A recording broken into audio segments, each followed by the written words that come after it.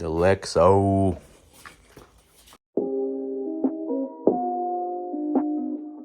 What's up, guys? Welcome back to the tubular tubeski. Today we're gonna fix the Lexo. I've had this issue with the Lexo for the past month and a half. It's related to the clutch pedal. That's why I got the light on so I could look under. So basically what's been happening is that one day out of the blue, the street sweeper was passing by my neighborhood. So I was like, all right, let me go move my car. It was outside, let me go move it. I get inside, I press the clutch.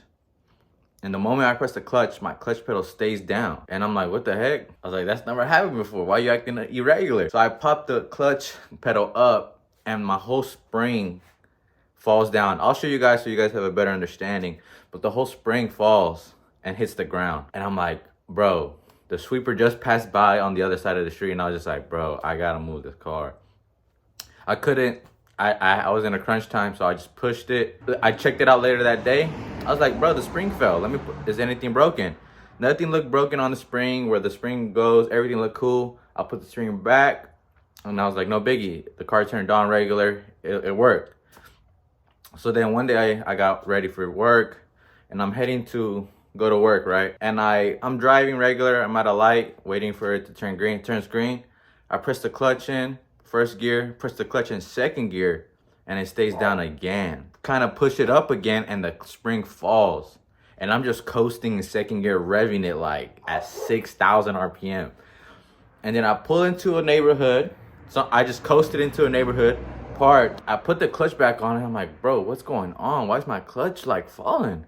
Like everything seems fine the other day. I was like, hopefully I make it to work. My clutch don't fall, whatever. I make it to work. I work, come back, and then in the morning, the next day, I'm going to the gym. As I'm going to the gym, I press the clutch at a light, same thing as the day before, and the clutch falls. I coast second gear into a neighborhood, luckily, and I fix it. And I was like, yeah, nah, something else is going on.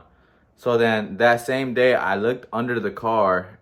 I put the spring back on, and I look under the car like, what's going on? Is there something that might be causing it? There's a bolt that's supposed to have a washer and nut on it, and it doesn't.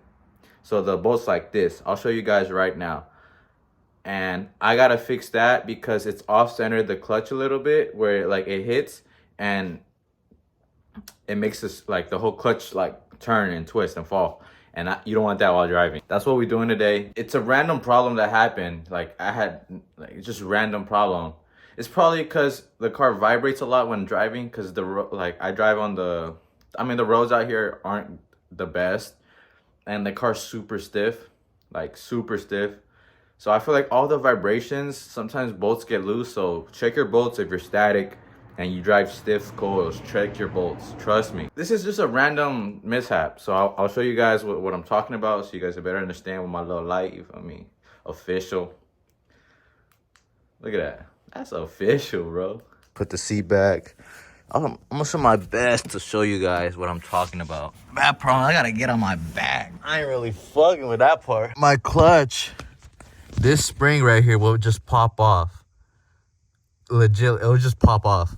And I checked, and I'm like, no, that's a washer. Everything good is here. Everything that's supposed to be there is there. Right? If you follow the clutch pedal all the way up, I don't know if you guys could see it. It would have been better if I took off the trim. So if you follow the clutch pedal all the way up, let me see if I could get some light in there. Oh, we gotta zoom out of this hole. So you see the bolt? There's a bolt up there, and there's a bolt somewhere around here. And your clutch pedal goes all the way up, and there's a bolt up there. You see the little bolt right there? So your clutch pedal goes all the way up. Where it meets, right here, you see that bolt? There's a whole rod that goes through a sleeve and two bushings. And you could tell right here that it's off-centered. It's not in the center of the circle. So what I'm thinking is that when I press the clutch in sometimes and it hits, it slides off. It knocks off the side, bam, and it twitches the whole pedal assembly, and which causes the spring to come out. All right, to take the undercarriage, it's only that Phillips, that one down there, and then this one, and then you just gotta be kind of forceful. And then there's a whole bunch of wires connected, and you gotta disconnect that. And for this on the side, you gotta lift this up like that. Gotta lift it up and then like this.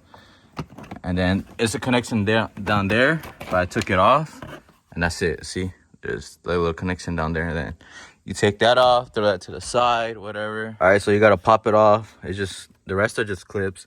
So you gotta take off the OBD2, and then you have this one as well. So for this one, you clip these two, I think, in the sides, and they pop out. This one is just a clip in the front. Clip it like that, and you pull out. All right, got that out. And you also gotta unhook the hood latch cable. This is to the side.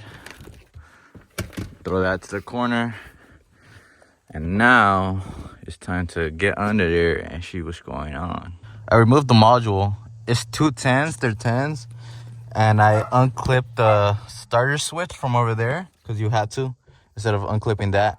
And you see, I think I'm right. The bolt is out. So, and it's off center. So I got to figure out a way to put that bolt back in and make it straight. See the bolt? The bolt's all the way in now. Hold up. The bolt's right there. I'm blocking it with the light. The bolt's right there. Right there. It's all the way in. It's a 14 bolt. I put a nut and washer on the other side. It's 14 as well. It's tight in. I think it should work. For some reason that didn't get centered. I don't know if that's supposed to be centered. If you guys have a manual IS300, let me know. Now I'm gonna just put this back. It goes right there. There's one nut right there, and then the other one is the nuts right here. They're two 10s, and I'll show you guys when that's done. And we'll pray that it's fixed. All right, the bolts, those two bolts are connected. One over there and then one up top. Put back the trim.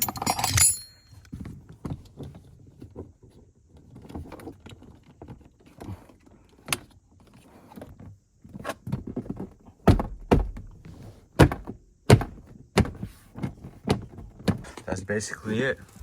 And then we just gotta put this trim piece back. I didn't put the wire back because I think mine is stretched a little bit. So when I put it here, it doesn't really fully open the hood latch. So I always keep it to the side and tape down. I have to fix that as well. There's a lot of little things I have to fix on this car.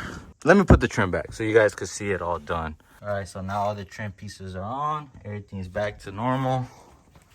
And now that's basically it. On the next video, I'll update you guys if it ever popped off again. I don't think it is. I tightened the bolt. It's solid. I'm gonna check on it every once in a while because like I said before, the car vibrates a lot. That's it for today, and stay tuned.